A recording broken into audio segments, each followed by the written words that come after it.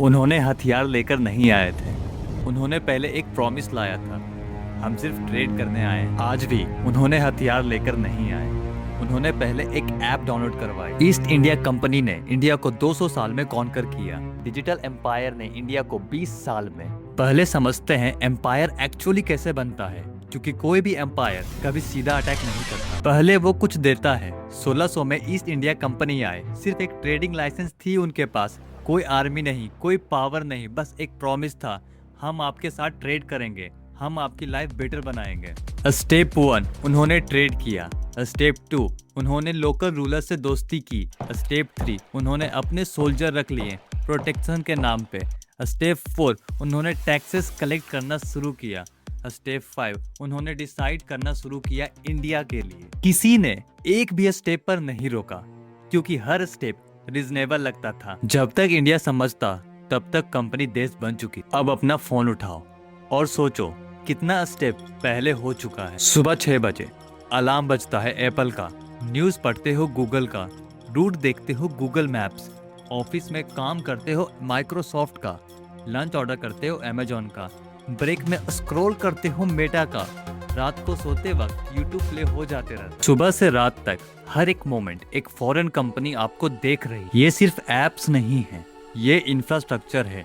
जैसे east India company ने India की रोड बनाई थी, रेलवेज बनाए थे, पोर्ट कंट्रोल किया था। आज ये कंपनीज आपके डिजिटल रोड्स हैं, आपका डिजिटल रेलवे है। और जिस तरह पहले इंडिया ब्रिटिश इंफ्रास्ट्रक्चर पर डिपेंड था, आज इंडिया अमेरिका डिजिटल इंफ्रास्ट्रक्चर पर डिपेंड है। नंबर सुनना चाहोगे? इंडिया में गूगल का सर्च मार्केट शेयर 97% है।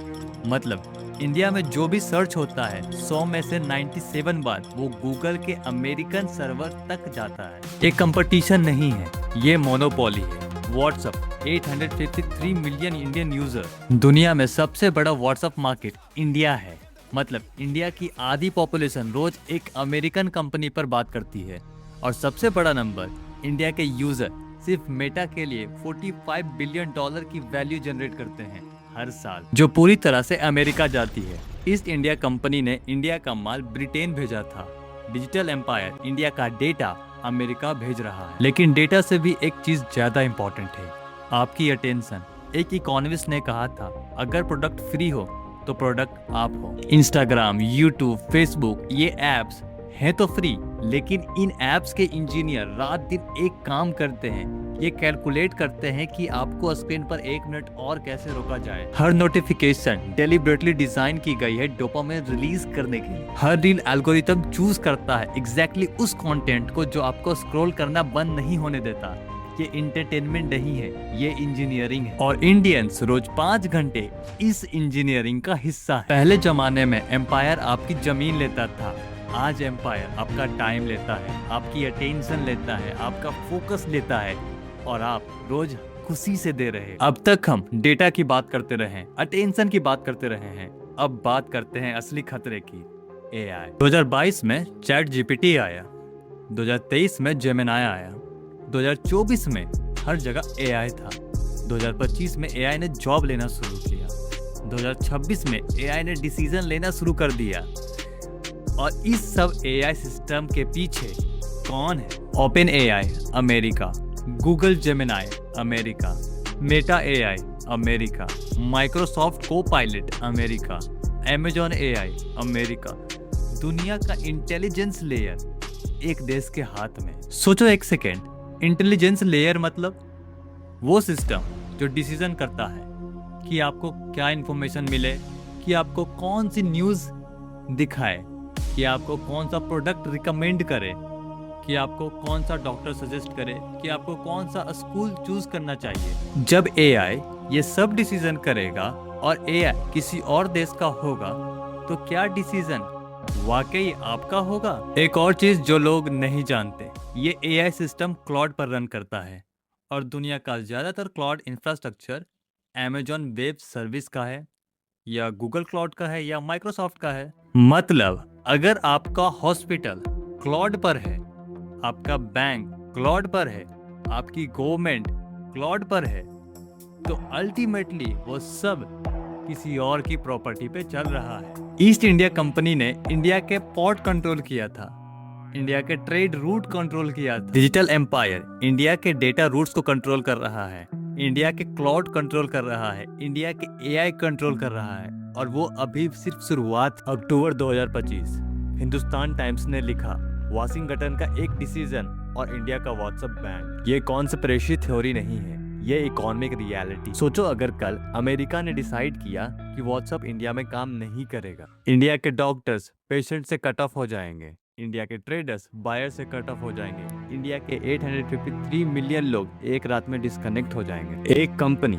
एक डिसीजन, 1 अरब से ज्यादा लोग रुक जाते। ईस्ट इंडिया कंपनी ने भी जब चाहा इंडिया का ट्रेड रोक दिया था, तब भी इंडिया के पास कोई ऑप्शन नहीं था।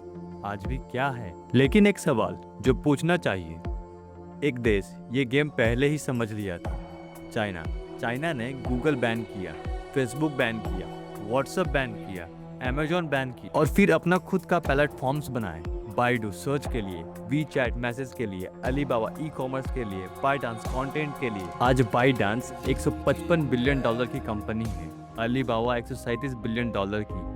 दोनों इंडिया के रिलायंस और टाटा से बड़े हैं। चाइना ने अपना डेटा अपने पास रखा, अपनी अटेंशन अपने देश में रखी, अपना पैसा अपना देश में रखा, और आज चाइना के पास डिजिटल सॉवरेंटी है। इंडिया ने अलग रास्ता चुना। इंडिया ने ये कंपनीज बैन नहीं किया, इंडिया ने यूपीआई बनाया, world class payment system. India ने ONDC बनाया, इंडिया ने डिजिटल इंडिया लॉन्च किया, और रिजल्ट भी आया। यूपीआई ने इंडिया का पेमेंट सिस्टम बदल दिया, जियो ने इंटरनेट सब तक पहुंचाया।